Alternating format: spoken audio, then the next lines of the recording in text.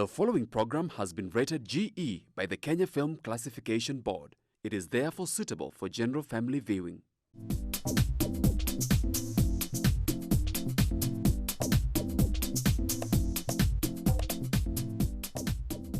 Hello viewer, welcome to Chungu cha Jamii. I'm your host Eunice Mugo. Today on the show we are going to talk about marriages. Is marriage a scam? That is what I want us to find out. What is your take on that? Do you feel it is a scam, or do you feel marriages thrive and it's a happy place to be and it's something to look forward into? Send in your question, your comments across all our social media networks. That's GBS TV Africa. Our SMS line is 21144. I'm not alone. I have guests who are going to help us to understand deeply on when we say marriage is a scam. They're going to help us to counsel us and give us solutions on how to look into marriage in a different perspective, so that by the end of this, we are going to be thriving in our marriages and in our family as a society, as individual and as partners. So stay tuned and I will allow them to introduce themselves. Welcome guests, starting with you, the lady. Thank you, Eunice. It's a delight to be here indeed. Chungu cha Jamii. It is a wonderful day that the Lord has made for us, that we might rejoice and be glad in it. Yes. Marriage is an exciting topic and I'm glad to be part of it. My name is Dorothy Shako. I'm born again. I'm a mom and I love Jesus this morning. Thank you for having me.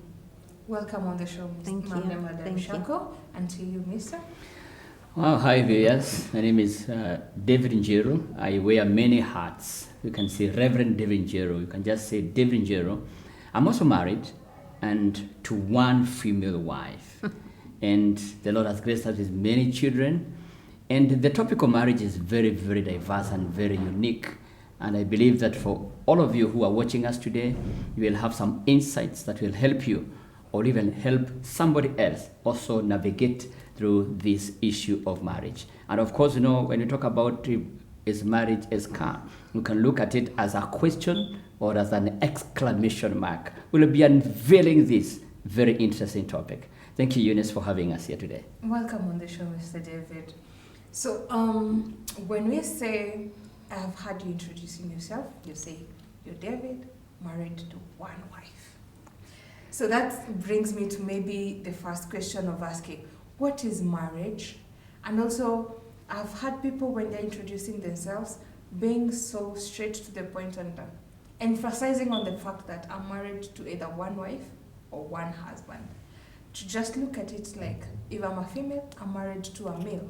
If you're a male, you're married to a female. Simply because in our society right now, we're having the same-sex relationship marriage. So as you tell us what is marriage, also maybe you can touch on that as well, that same-sex marriage, it's also marriage, right? It's not. Let's start. Well, I can say by saying that marriage, you know, looking at it from the perspective of the Bible, is marriage is an institution that has been instituted by God himself, whereby he said, man shall leave his family, his father and mother, and be united with a wife who also has left their family, and the two shall be united and the two shall become one. So the original intention of marriage is between a male and a female. Now, the society has come up with all manner of philosophies and all manner of experiments, because it's an experiment, because the original marriage was let the two have life together and multiply. Now, if we bring the question now of a male and a male getting married, it is an abnormality, something which is abnormal. If we have a female and a female getting married in quotes, then it's an abnormality because there is no conception there. So that is not a marriage. It is something that is like you are forcing a spanner and a spanner to work together, which is not possible. It's not possible. Mm-hmm. So when you talk about now the female and another female joining together in a marriage, that is not a marriage. It is something they are trying to work it out. And of course, the North Pole and the South Pole, they attract. but the North Pole and the North Pole, they repel. So even the creation itself, even the anatomy of a man is very much different from that of a female. That is why actually we have to be very specific. Married to one female wife, not married to one wife, one female wife. And then if it is a female introducing herself, say, I am married to one male husband, to make that clear distinction. Thank you so much. Well, thank you so. Because now I'm just thinking about it. When you're saying that way, it also makes a statement. It's a statement that you've made, and also it tells us more of where you're standing in terms of relationship and your take on the same. Maybe coming to you, madam. When you're talking about is marriage a scam, what is your perspective of what is marriage? To you, what is marriage?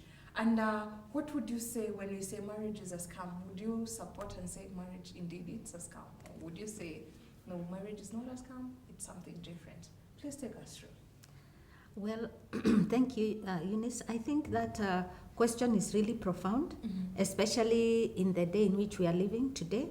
I've heard it asked in different ways by the young people that we minister to, because we reach young people all over in schools, universities, and incidentally, even much younger children in higher primary these days even talk about marriage. Even from age 8, 9, 10, they have their own opinions on marriage because they're exposed to so much. And so I think it's a very pertinent question. Is marriage a scam? You know, is marriage real? Is there something that marriage that can really exist? Is it possible to have marriage? Well, I was married for 41 whole years to my husband before he rested 2 years ago. And for sure, I believe marriage is real. Marriage is definitely not a scam. Like Pastor David has just shared with us, male and female created he them. And you see, the man shall live and cleave to his wife.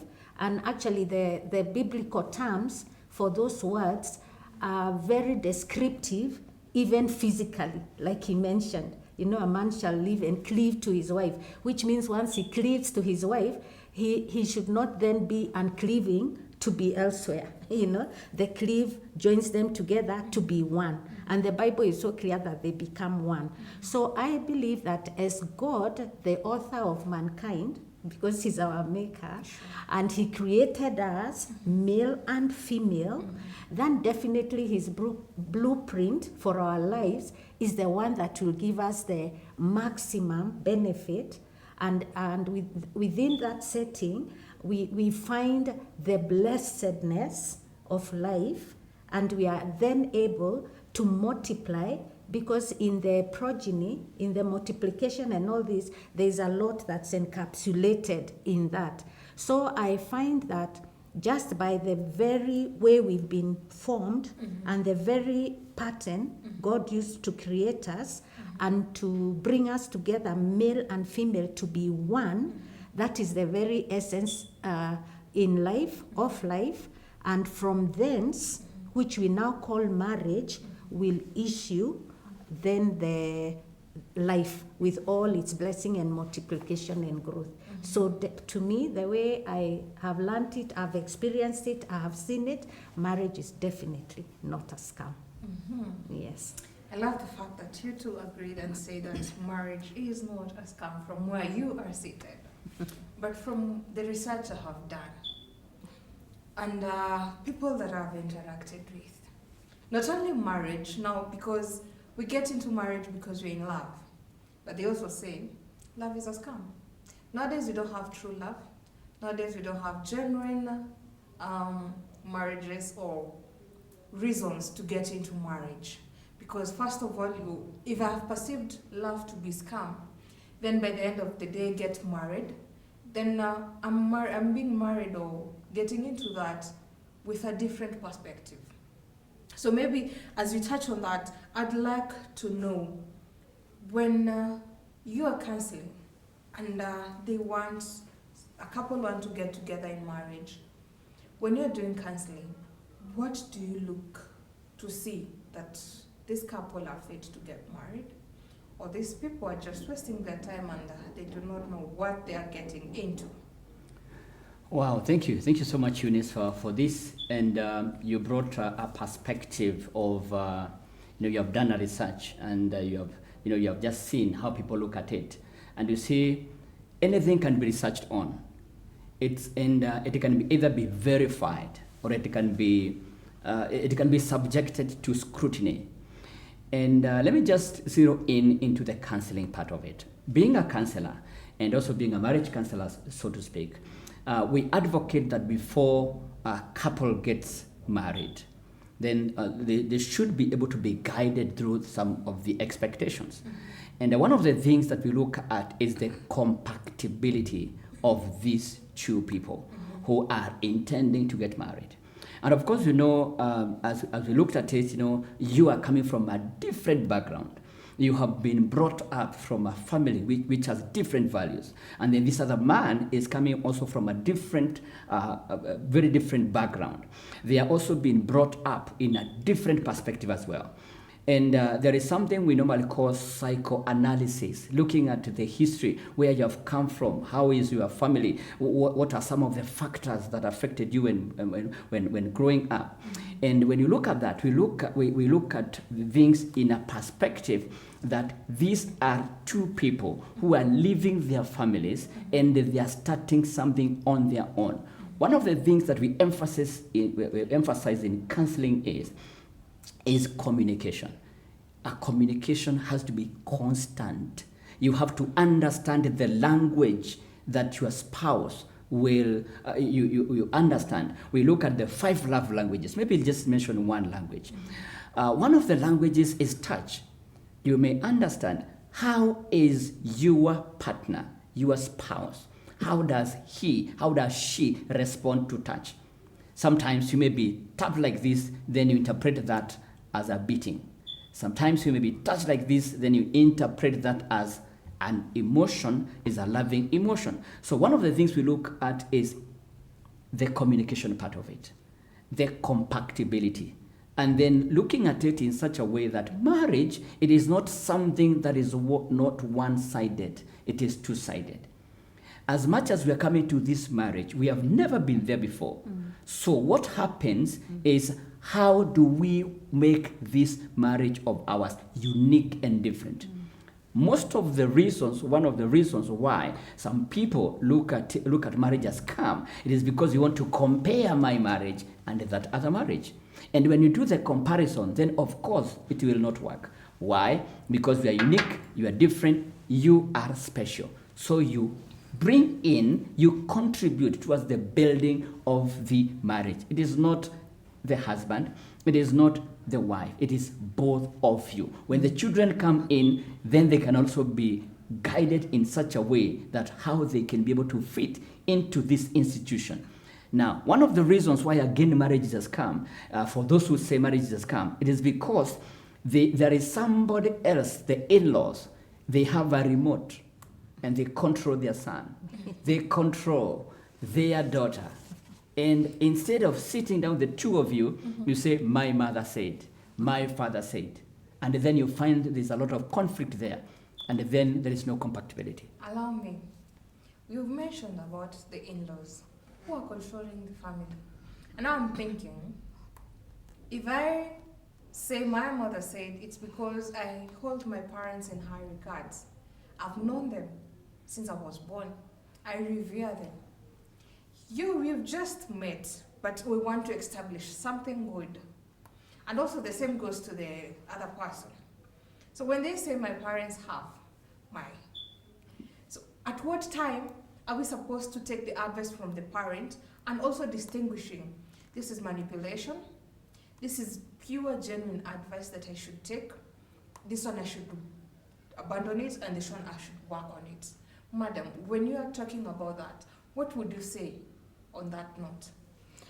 Well, having gone through it, it can be a challenge in marriage, but I find that when the woman, let's say now speaking as a woman, when the woman is committed in the marriage, and when the two of you are able to be in good communication, then it means that we talk, not just when there is a problem, but we do have time. We set time aside to talk, to share, to get to know one another. We know where we are going, what it is we expect out of this life together. We are working towards it. So whatever comes along the way, we are able to deal with it together. So even should my mom come or my dad come and they are bringing me all sort of stuff they demand for me to do or to change, then I can still bring that to our marriage table and we discuss it together. I know the Bible says the marriage bed is not to be defiled. Oftentimes we take it sexual defilement, but you can defile your marriage bed just by many things that are coming in that are not supposed to be part of that marriage. So I believe through communication and through recognizing our marriage as a work we are doing in getting to know one another, especially because that's the main work, then when my parents come in or whoever it is comes in with these other opinions or other demands, I should be able to deal with it within the marriage. And what they say should not deter us from what we are doing or where we are going. Because my husband and I, we are one, we are a unit. These others are without. They are not part of that unit. So they cannot instruct what we do. Yeah, not in the basis of the marriage. Yeah, not in the foundational or the vision of the marriage. That's what I'm getting. When I'm looking at it also in a different angle, you can also help us through this. Because we're getting into this union with different cultures. I'm from maybe a different nation. And I'm a Kenyan, maybe you're from Germany, and we're getting married. They're different countries, also different cultures. For instance, Kenyan and Kenyan, before, during our grandparents' time, we didn't have Kikuyu marrying Luos because of the culture differences and also the tribalistic issues. Right now, we're having people intermarry. But with the culture shocks that is coming along with it, you also find that you have to put along with a lot of things. And also, having that in mind, that marriage is work and it needs a lot of working in it, because I had someone say, marriage is work and it needs a worker. So I have to get into marriage knowing I'm getting into work. It's a full-time job that you work and you're not paid for it. And also, I was also told that it's the only job, it's the only job, or it's the only school that you graduate before working. Doing the exam. Exactly. Yeah. So well, thank you. Thank you so much, Eunice, for this. And it's a beautiful perspective.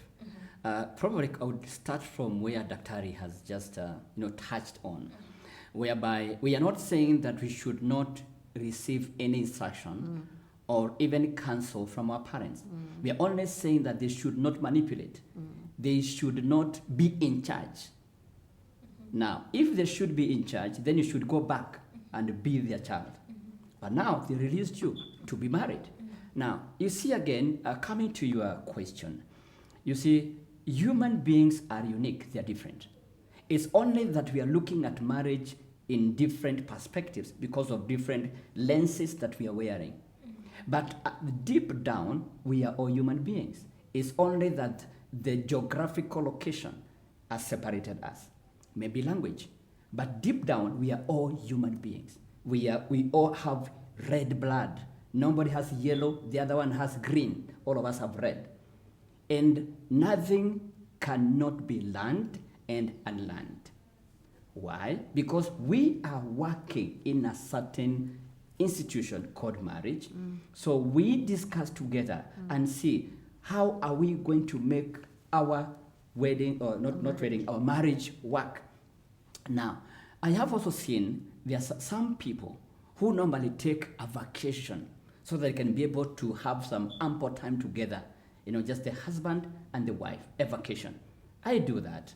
I did that. And I will still do that. Why? Because there are some concentrations you cannot be able, there's a level of concentration you cannot have in your own house. You need a serene place whereby you are away from children, whereby you can be able to sit the whole day, just looking at a certain angle. Where do you want us to go? And putting things into perspective. and then saying, and just also evaluating, where have we fallen? Where have we gone wrong? And how can we be able to make it better for us? So it is work, as you said, and we must contribute in this marriage daily. Now, regarding culture, it is how you look at it. You can decide to change or not decide to change. Just the way we go to school, in a clean slate. We don't even know how to speak English or Kiswahili. It's only our mother tongue. But we learn to speak fluent English and even beat the British and also the US, those who came with the English. So what I'm saying here with that kind of an illustration is, we have some work to do. You have to work, and you have to be deliberate, and you have to be intentional. Wow. When you're talking about intentional and being deliberate, and I'm also thinking, now, we have, like you've mentioned, the culture shock, you've said it's what I put into it and how we perceive to take it.